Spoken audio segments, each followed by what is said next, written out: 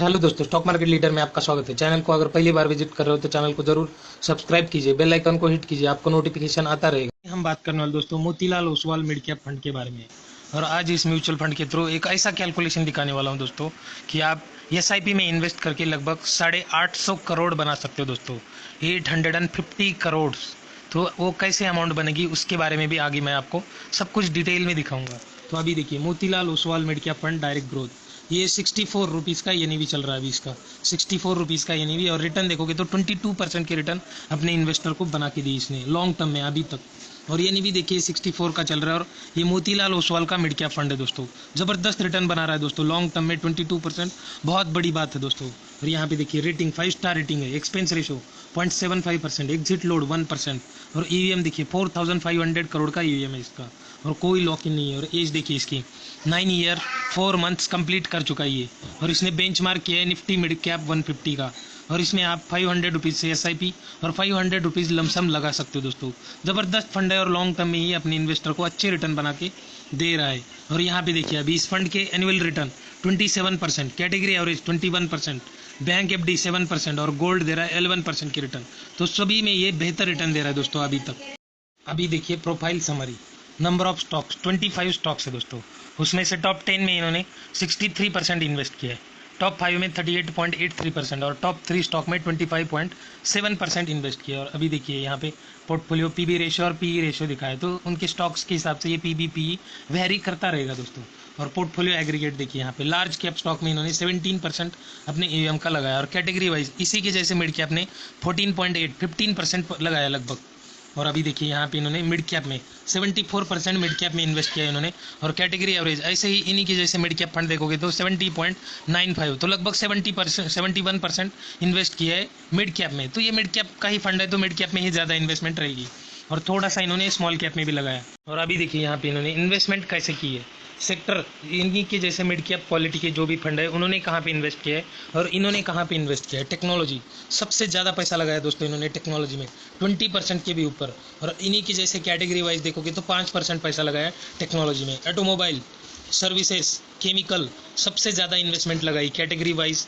Investment जो है mid cap में उनसे सबसे ज़्यादा इन्होंने टेक्नोलॉजी, ऑटोमोबाइल, सर्विसेज और केमिकल में इन्वेस्ट किया। फिर बाद में इन्होंने फाइनेंशियल, कैपिटल गुड्स और बाकी के फंड देखोगे दोस्तों तो यहाँ पे मिड कैप में सबसे ज़्यादा इन्वेस्टमेंट फाइनेंशियल में है। तो फाइनेंशियल और टेक्नोलॉजी बहुत बड़े दो अच्छे सेक्टर दोस्तों। फाइनेंशियल देखोगे तो बैकबोन रहता है किसी भी कंट्री का, फाइनेंशियल सेक्टर बैकबोन रहता है, तो ये तो भागने वाला रहता है, तय रहता है। और टेक्नोलॉजी जैसे आगे बढ़ती जाएगी शेयर के प्राइस बढ़ते जाएंगे, तो ये भी एक फैक्टर है दोस्तों। तो यहाँ पे अभी ऑटोमोबाइल भी आता है, सर्विसेज, केमिकल भी अच्छा काम कर रहे हैं, क्योंकि बहुत सारी जगह पे केमिकल का यूज़ होता है। तो इन्होंने अच्छे से स्टडी करके पोर्टफोलियो बनाया दोस्तों। तो फाइनेंशियल में इन्होंने बहुत कम पैसा लगाया और बाकी इसमें इन्होंने पैसा ज़्यादा लगाया। तो अभी आगे देखिए कैपिटल गुड्स में भी कम लगाया, कंज्यूमर और मटेरियल में भी कम लगाया इन्होंने पैसा। और लास्ट मंथ इन्होंने क्या बाय किया आप देख सकते हो, यहाँ पे जोमेटो का ऐड किया है दोस्तों, NIIT technology, Balkrishna industries, global spirit और दीपक नाइट्राइट को इन्होंने अपने पोर्टफोलियो में ऐड किया है। तो ऑलरेडी होंगे और थोड़ी सी इन्वेस्टमेंट बढ़ा दी इन्होंने। और सेल क्या किया है देखिए यहाँ पे, ट्यूब इन्वेस्टमेंट, लास्ट मंथ इनकी वैल्यू और करंट वैल्यू, तो अभी देखिए 400 करोड़ का पूरा माल बेच दिया इन्होंने। इंडियन होटल 170 करोड़ का माल बेच दिया। मैक्स हेल्थ केयर 138 करोड़ से 27 करोड़ पे आ चुके दोस्तों, लगभग 110 करोड़ के ऊपर माल बेच दिया इन्होंने। किर्लोस्कर ऑयल जीरो कर दिया इसको भी, 81 करोड़। और फोनिक्स मिल इसमें भी स्टेक कम किया इन्होंने।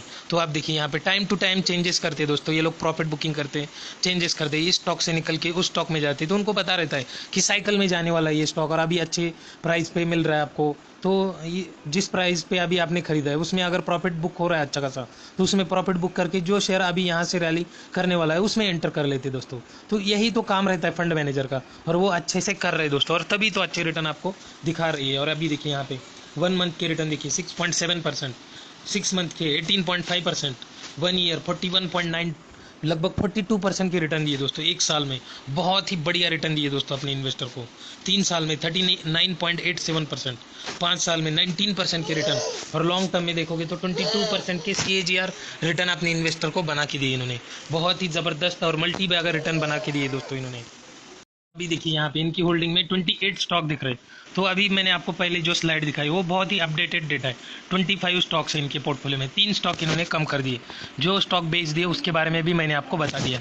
तो यहाँ पे देखिए फर्स्ट स्टॉक ट्यूब इन्वेस्टमेंट 9.95% का स्टेक था, तो इतना स्टेक इन्होंने बेच दिया दोस्तों, पूरा ये शेयर को खाली कर दिया इन्होंने और प्रॉफिट बुकिंग कर ली इसमें। अभी persistent system, KPIT technology, CG power industrial solution, Navin fluorine, Deepak nitride, ये सभी कंपनियां इनके पोर्टफोलियो में दोस्तों, और कम ज़्यादा इन्होंने इन्वेस्टमेंट कर रखी है अभी। और दीपक नाइट्राइड को अभी अभी ऐड किया है शायद इन्होंने, और अच्छी खासी इन्वेस्टमेंट की है दोस्तों इन्होंने। जोमेटो को भी अभी ऐड किया है, Cholamandalam investment, Phoenix mill, Indian hotel, campus activewear, max financial, max health care, Balkrishna industries, ऐसी बहुत सारी अच्छी अच्छी कंपनियां ऐड की है दोस्तों इन्होंने। वोल्टास, वेदांत फैशन, कोफोर्ज, किर्लोस्कर ऑयल, इसको भी एग्जिट कर दिया इन्होंने दोस्तों। एम्फेसिस, एस्ट्रल लिमिटेड, जेके सीमेंट, तो इनके पोर्टफोलियो में जो स्टॉक है अभी रैली कर रहे हैं दोस्तों, तो इसी का फायदा अभी उनको मिल रहा है, और लॉन्ग टर्म में ये बहुत ही बढ़िया रिटर्न बना के दे रहे हैं दोस्तों। आप शॉर्ट टर्म का मत सोचिए, यहाँ पे 3 साल के return 39.87, Motilal Oswal, quant mid cap 38%, कल के दिन ही इसके बारे में वीडियो डाला था दोस्तों। PGIM India mid cap fund 37%, HDFC mid cap fund 35%, और निपॉन इंडिया ग्रोथ फंड 33.95%, और ये 22% के CAGR रिटर्न दे रहा है दोस्तों।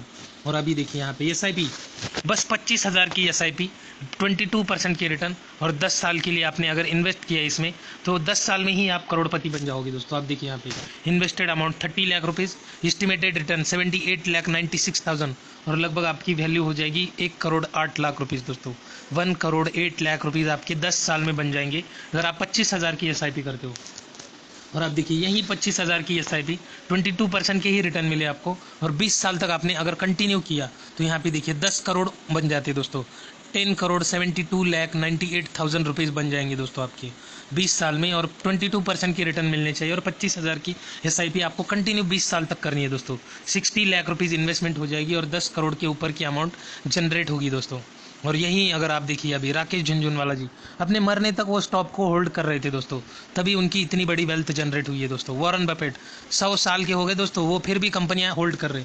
तो अभी देखिए यहाँ पे SIP 25,000 की ही SIP, 22% के रिटर्न, और 40 साल तक अगर आपने कंटिन्यू इन्वेस्टमेंट करती रही दोस्तों, आप 40 साल तक अगर आपने कंटिन्यू इन्वेस्टमेंट जारी रखा आपका, तो आप देखिए आपकी इन्वेस्टमेंट कितनी हो रही है यहाँ पे, और आपको रिटर्न साल तक आपने अगर इन्वेस्टमेंट जारी रखी तो आपकी यहाँ पे इन्वेस्टमेंट कितनी हो रही है दोस्तों, 1,20,00,000।